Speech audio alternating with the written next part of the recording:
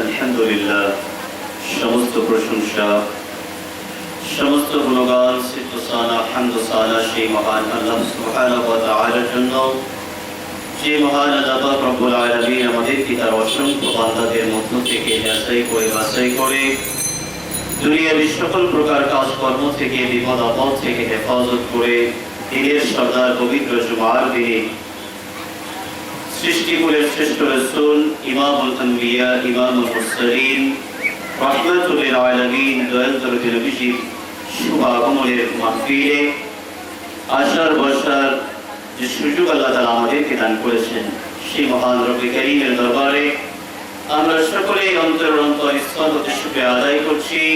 সকলে জবান খুলে উচ্চ আওয়াজে পড়ি আলহামদুলিল্লাহ।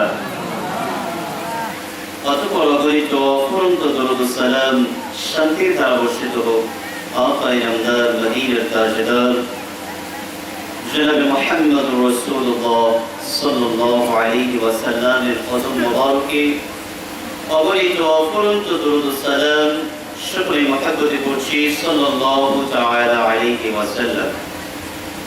সম্মানিত উপস্থিতি, আল্লাহ সুবহানাহু ওয়া তাআলা ইরশাদ করেন, ওয়ামা খালাকনাস সামাওয়াতি ওয়াল আরদা ওয়ামা বাইনাহুমা ইল্লা বিল হক। আল্লাহ পাক রব্বুল আলামিন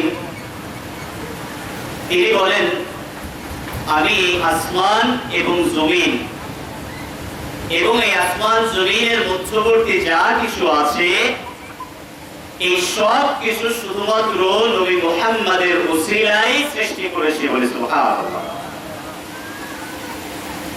রাসূল আকরাম সাল্লাল্লাহু আলাইহি ওয়াসাল্লামের খাতিরে সমস্ত নবী রাসূলগণ নবুয়ত লাভ করেছেন।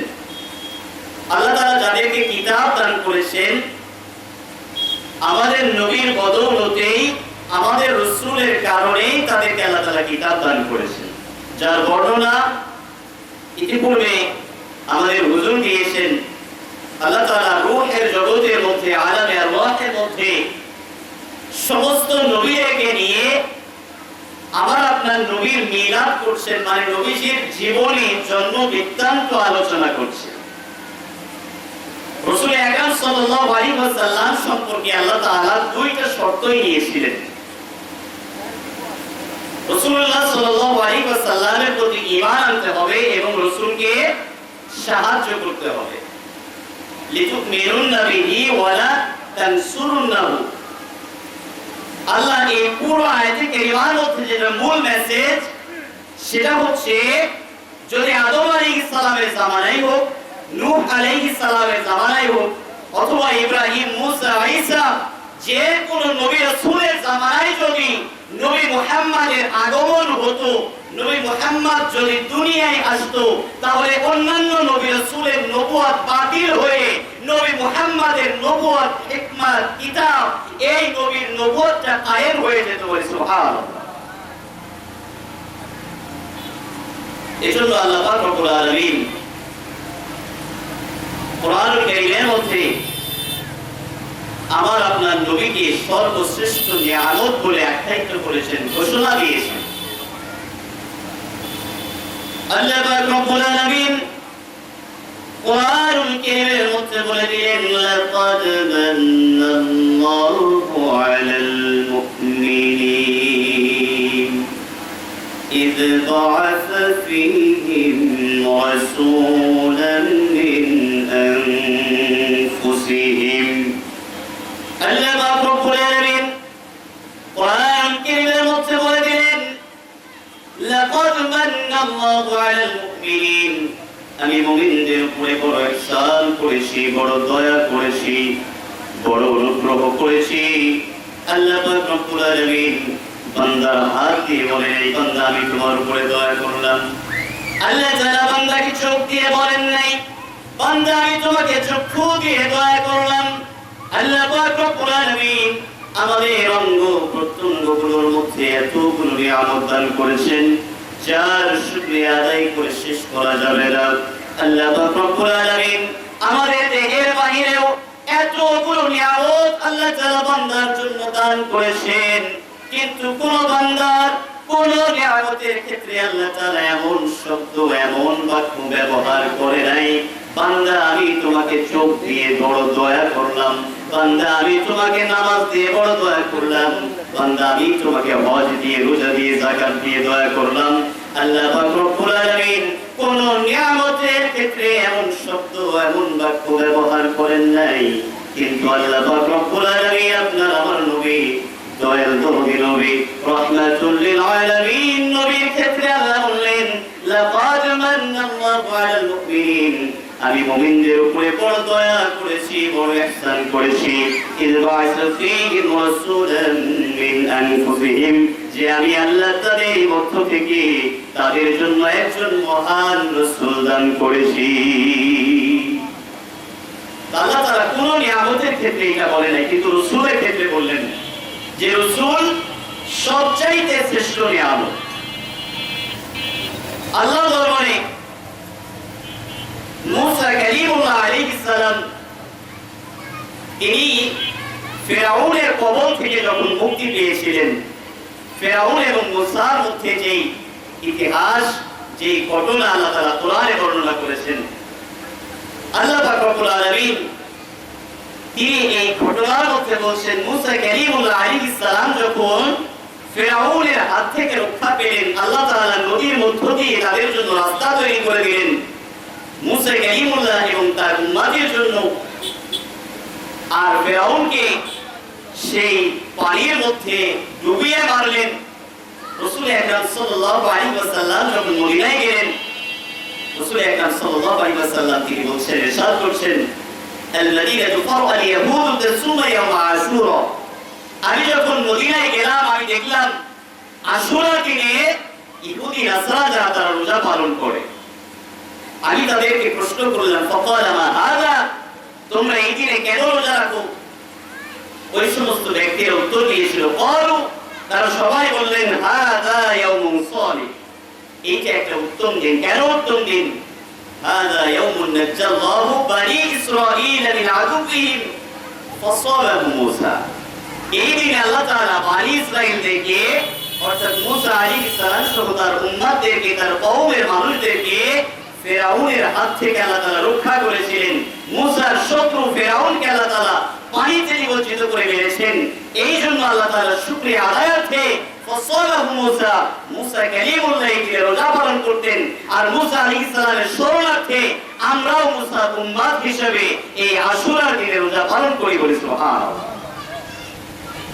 তাহলে মূসা কালিমুল্লাহ একটা বিপদ থেকে মুক্তি পেলেন। সেই জন্য মূসা কালিমুল্লাহ সহ তার উম্মতের মানুষেরা আশুরার দিন প্রতি বছর রোজা পালন করেন।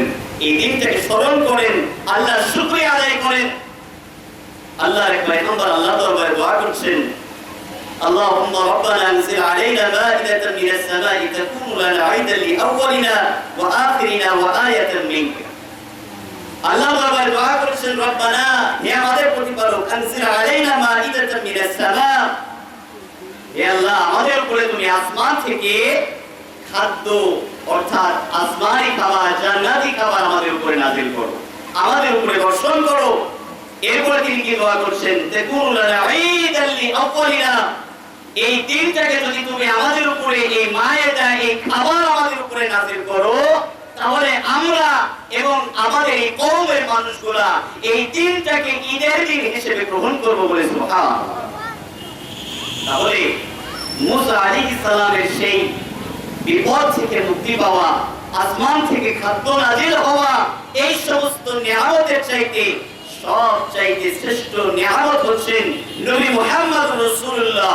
যদি আসমান থেকে খাদ্য নাযিল হওয়াটা যদি তাদের জন্য ঈদের দিন হয়, এই সামান্য নিয়ামত পেয়ে, তাহলে জনাবে মুহাম্মদ রাসূলুল্লাহ, যিনি সমস্ত নবীদের নবী, যিনি সমস্ত রাসূলদের রাসূল, যার কারণে সমস্ত নবী রাসূলের নবুয়ত রিসালাত পেয়েছেন, সমস্ত নবী রাসূল কিতাব হিকমত পেয়েছেন, ওই নবীজির আগমনের দিনটা, তার সমস্ত দুনিয়া জমিন আল্লাহ যত নিয়ামত দিয়েছেন, সমস্ত নিয়ামতের মধ্যে সবচাইতে শ্রেষ্ঠ নিয়ামত হলেন আমার আপনার নবী মুহাম্মদ রাসূলুল্লাহ।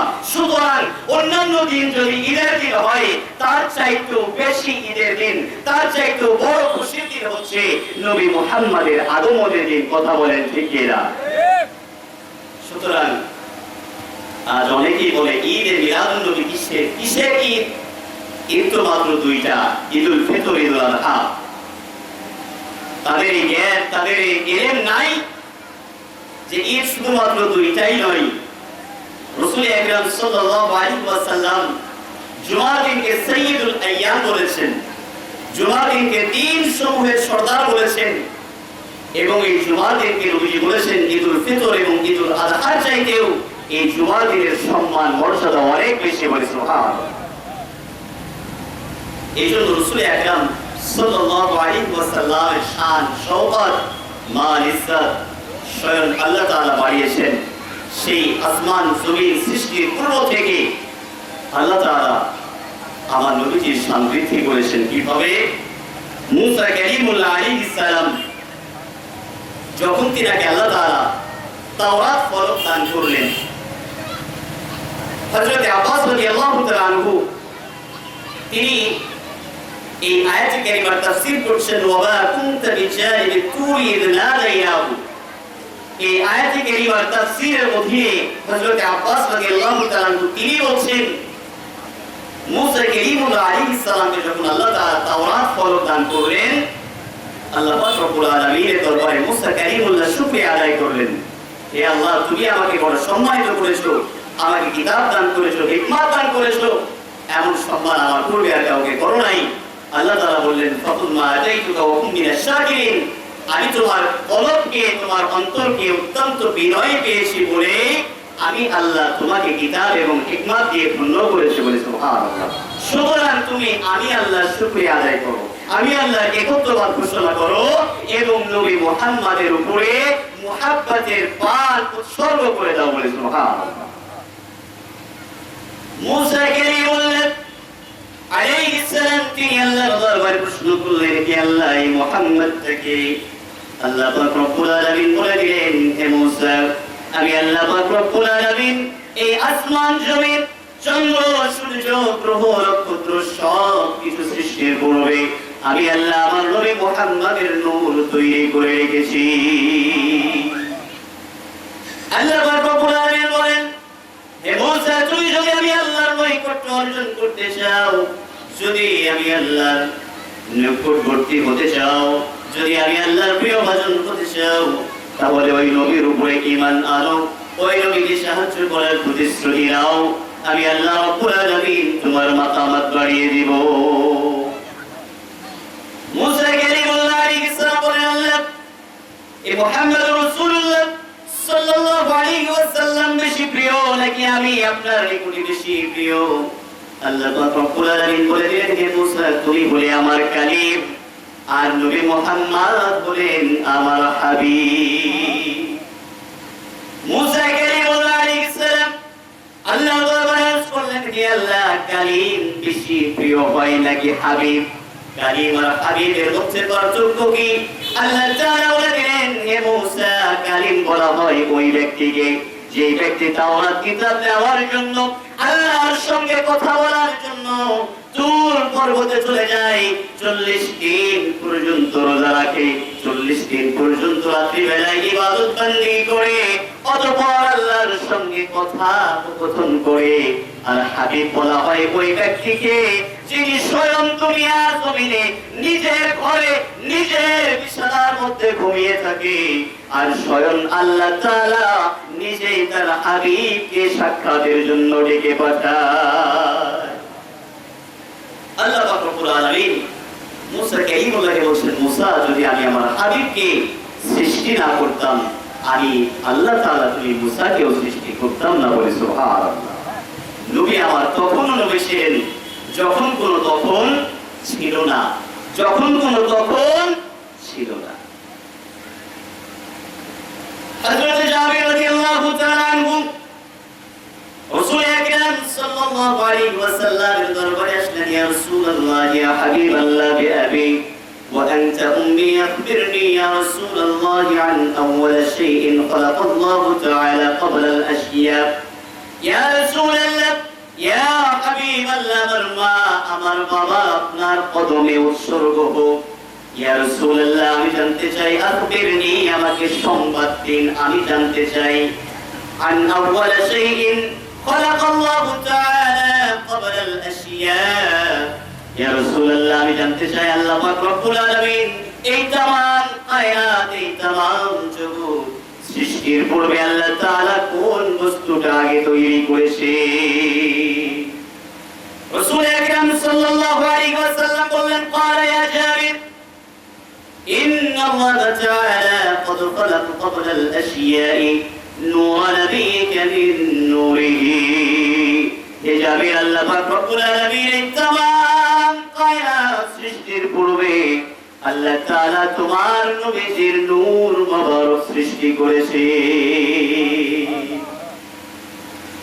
ওই নূর আল্লাহ তাআলা যখন আমাকে সৃষ্টি করেছেন তখন লা মাকান, অর্থাৎ তখন কোনো মাকান ছিল না, তখন কোনো স্থান ছিল না, তখন কোনো সময় ছিল না, তখন আসমান জমিন চন্দ্র সূর্য গ্রহ নক্ষত্র কোনো কিছুই যখন ছিল না, আল্লাহ পাক রব্বুল আলামিন আমার নূরটাকে তৈরি করেন।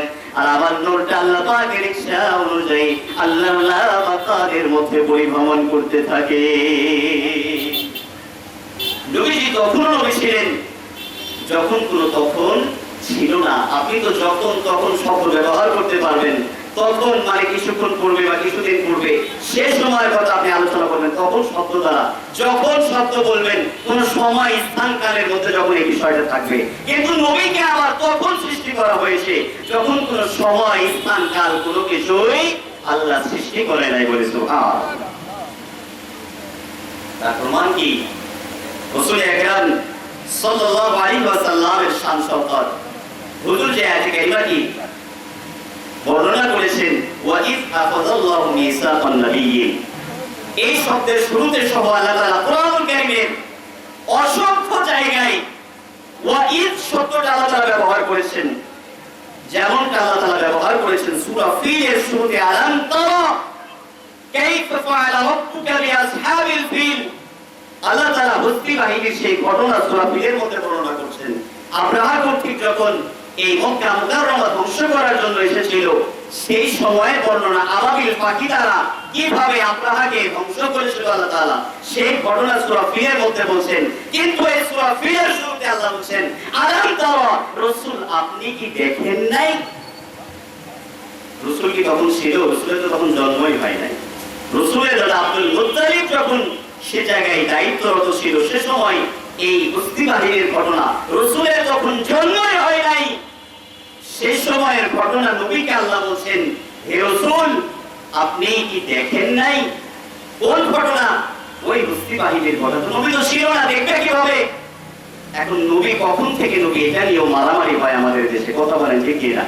নবী কখন থেকে নবী? তো নবী তো তখনও নবী ছিল, যখন কোন তখন ছিল। সুতরাং আল্লাহ পাক রব্বুল আলামিন আমার আপনার নবীর নূর মোবারক সৃষ্টি করেছেন সেই সময় যখন কোনো কিছুই ছিল না। জিবরাইল আলাইহিস সালাম আমার নবীর দরবারে আসলেন, বললেন, আমার নবী তাকে প্রশ্ন করলেন, সাআলা জিবরাইল আলাইহিস সালাম فقال يا جبرائيل كم عمرت من السنين। আমার নবী জিবরাইল আলাইহিস সালামকে প্রশ্ন করলেন, হে জিবরাইল তোমার বয়স কত? জিবরাইল আলাইহিস সালাম বললেন, ইয়া রাসূলুল্লাহ লাস্তু আ'লাম, আমি জিবরাইল সঠিক জানি না আমার বয়স কত। তবে একটা বিষয় আমি জানি, আন্না ফিল হিজাব রাবি' ناشب يزرع في كل 70,000 سنة مرة رأيته 72,000 سنة مرة। حضرت জিবরাইল আলাইহিস সালাম তিনি বললেন, ইয়া রাসূলুল্লাহ আমি সঠিক বলতে পারবো না আমার বয়স কত, তবে আমি এটা জানি আমি হিজাবে ইলাহির চতুর্থ হিজাবের মধ্যে এমন একটা উজ্জ্বল তারকা দেখেছি, যে তারকাটা 70,000 বছর পর পর একবার করে উদিত হতো, আবার 70,000 বছর পর্যন্ত উদীয়মান অবস্থায় থাকতো, আবার যখন অস্ত চলে যেত 70,000 বছর পর্যন্ত ডুবে থাকতো। আমি জিবরাইল আলাইহিস সালাম রাআইতু 72,000 سنة مرة। আমি জিবরাইল আলাইহিস সালাম ওই তারকাকে একবার নয় দুইবার নয়, আমি জিবরাইল ওই তারকাটাকে 72,000 বার উদিত হতে দেখেছি। রাসূল আকরাম সাল্লাল্লাহু আলাইহি ওয়াসাল্লাম তিনি বলেন, فقال يا جبرائيل وعزتي ربي جل جلاله انا ذلك الكوكب। হে জিবরাইল আমার রব, আমার আল্লাহ, আমার প্রভুর ইজ্জত এবং জালালিয়াতের শপথ, আমার রবের কসম করে আমি বলি জিবরাইল ওই তারকাটা অন্য কেউ নয়, ওই তারকাটা আমি নবী ছিলাম। রাসূল আকরাম সাল্লাল্লাহু আলাইহি ওয়াসাল্লামের সূচনা অনেক পূর্বে, অনেক আগে আল্লাহ সুবহানাহু ওয়া তাআলা তার হাকিকতটা আল্লাহ তাআলা লুকায়িত রেখেছেন। আমরা যা জানি, আমরা যা পড়ি, সাহাবায়ে কেরাম নবীজির যে চেহারা দেখেছেন, নবী সাল্লাল্লাহু আলাইহি ওয়াসাল্লামের যে বাহ্যিক আবরণ দেখেছেন, সেটা আমার নবীজির হাকিকত নয়, আমার নবীজির মূল চেহারা সেটা নয়। এই জন্য তুমি বলেছেন মুহাম্মদ মুস্তাফা কিয়া হে, মুহাম্মদ কা খোদা জানে, মুহাম্মদুর রাসূলুল্লাহ তিনি কি, তার হাকিকত কি একমাত্র মুহাম্মাদের রব মহান আল্লাহ ছাড়া আর পৃথিবীর দ্বিতীয় কেউ জানে? তার হাকিকত বড় মহান, তার মূল অনেক উচ্চ। এই জন্য রাসূল আকরাম সাল্লাল্লাহু আলাইহি ওয়াসাল্লামের এই মিলাদ দিবস, রাসূল আকরাম সাল্লাল্লাহু আলাইহি ওয়াসাল্লামের আগমনের দিনটা সমস্ত তাফসীর কারকগণ বলেছেন অন্যান্য সমস্ত দিন সমূহের মধ্য থেকে এই দিনটা সবচাইতে শ্রেষ্ঠ দিন। আল্লাহ তাআলা যদি চাইতেন, একবার চিন্তা করে দেখেন, আল্লাহ তাআলা 12টি মাসের মধ্যে 4টা মাসকে সম্মানিত করেছেন। নবী বলেন সালাসাতুন মুতাওয়ালিয়া, যুলকাদি ওয়া যুলহজ্জ ওয়াল মুহররম। আল্লাহ সুবহানাহু ওয়া তাআলা রাসূল সাল্লাল্লাহু আলাইহি ওয়াসাল্লাম তিনি বলেছেন আল্লাহ তাআলা ধারাবাহিক 3টা মাস দান করেছেন সম্মানিত, জিলহজ, মুহররম, আরেকটা মাস হচ্ছে রজব মাস। এই 4টা মাসকে আল্লাহ তাআলা সম্মানিত করেছেন। আরেকটা হচ্ছে 12 মাসের মধ্যে শ্রেষ্ঠ মাস, এটা হচ্ছে রমজান মাস। এই 5 মাসের মধ্যে আল্লাহ তাআলা কোনো দিন কোনো মাসে আল্লাহ তাআলা নবীকে দুনিয়াতে পাঠায় নাই। দিন সমূহের মধ্যে সবচেয়ে শ্রেষ্ঠ দিন কোনটা? জুমার দিন, যেটাকে সাইয়্যিদুল আইয়াম বলা হয়। রাসূল আকরাম সাল্লাল্লাহু আলাইহি ওয়াসাল্লামকে আল্লাহ তাআলা রমজান মাসে পাঠান নাই। আল্লাহ রাসূল সাল্লাল্লাহু আলাইহি ওয়াসাল্লামকে আল্লাহ তাআলা তিনি রজব মাসে, তিনি মুহররম মাসে, তিনি জিলহজ মাসে আল্লাহ তাআলা পাঠান নাই। মানুষ এই শব্দ বলতে পারত, বলার সুযোগ ছিল যে আল্লাহর নবী বা মুহাম্মদ রাসূলুল্লাহর জন্ম রমজান মাসে হয়েছে বলে রমজানের কারণে নবীর দাম বেড়েছে, এইটা বলার সুযোগ পেত। যদি আমার নবীজির জন্ম, আমার নবীজির বিরাদাত যদি জুমার দিন হতো, মানুষ বলার সুযোগ পেত যে জুমার কারণে নবীজির সম্মান বেড়েছে। কিন্তু আল্লাহ তাআলা কোন সম্মানিত মাসে নয়, কোন সম্মানিত দিনে নয়, বরং সাধারণ একটি মাস, এই রবিউল আউয়াল মাসের সাধারণ একটি দিন জুমার দিনে আল্লাহ তাআলা তার হাবিবকে দুনিয়ার জমিনে প্রেরণ করে স্থান এবং কাল, মাস এবং দিনের সম্মান বাড়িয়ে দিয়েছেন বলে সুবহানাল্লাহ। সুতরাং নবী কোন জিনিসের কারণে সম্মানিত হয় নাই, বরং রাসূলের কারণে তাম কায়নাত সম্মানিত হয়েছে বলে সুবহানাল্লাহ। সম্মানিত হাজিরানে মাজলিস, আমার সময় অতিবাহিত হয়ে গেছে, আযান দিচ্ছে। আমার সময় 8:15 পর্যন্ত ছিল। আল্লাহ সুবহানাহু ওয়া তাআলার দরবারে আমরা এতটুকুই প্রার্থনা করি, দোয়া করি আল্লাহ তাআলা যেন আমাদের মৃত্যুর শেষ লগ্ন পর্যন্ত আমাদের এই আকীদা, আমাদের এই বিশ্বাস রাসূলুল্লাহ সাল্লাল্লাহু আলাইহি ওয়াসাল্লামের আশিক হিসেবে, অর্থাৎ এক কথায় আহলে সুন্নাত ওয়াল জামাতের পথে মা আনা আলাইহি ওয়া আসহাবি, আল্লাহ রাসূল এবং সাহাবায়ে কেরাম যে পথ মতের উপরে জীবন ধারণ করে গিয়েছেন, আমরাও যেন ওই রাসূলের আদর্শগুলো বাস্তবায়ন করে, সাহাবায়ে কেরামের আদর্শগুলো আমাদের বাস্তব জীবনে বাস্তবায়ন করে আমরা যেন পরকালের সফলতা অর্জন করতে পারি। আল্লাহ তাআলা সেই তৌফিক আমাদেরকে দান করুন, আমিন। ওয়া আখিরু দাওয়ানা আলহামদুলিল্লাহি রাব্বিল আলামিন। আসসালামু আলাইকুম ওয়া রাহমাতুল্লাহি ওয়া বারাকাতুহু।